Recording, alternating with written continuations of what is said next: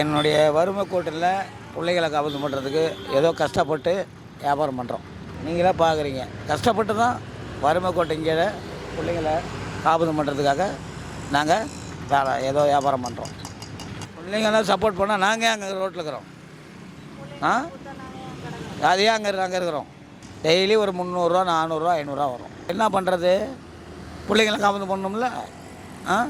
பிள்ளைகளை காப்பீடு பண்ணணும், வீட்டு வாடகை கட்டணும், எல்லாரும் பார்க்கணும். பசங்க எல்லாம் ஸ்கூல் படிக்கலை, எல்லாம் இது பில்டிங் வேலை, கட்டட தொழிலாளர். அது ஒரு நாளைக்கு வேலை கிடைக்கும், ஒரு வாரம் வேலை கிடைக்காது. இந்த கஷ்டத்தினால ஏதோ போராடும் பசங்க. இது அம்மா ஹோட்டல் இருக்குது, அம்மா ஹோட்டலில் சாப்பிட்டுக்கிட்டு தான் ஐயா. 10 ரூபா இருந்தால் போதும். ஒரு 50 ரூபாய்க்கு ஒரு நாளைக்கு குடும்பத்தை காப்பீடு பண்ணிக்கலாம். நான் இப்போ தற்காலிகமாக 30 வருஷமாக போட்டுக்கிறேன். பூமாரிட்டு உள்ளே போட்டிருந்தேன். அங்கே ஒரு பிரச்சனையில் இப்படி வந்து போட்டோம்.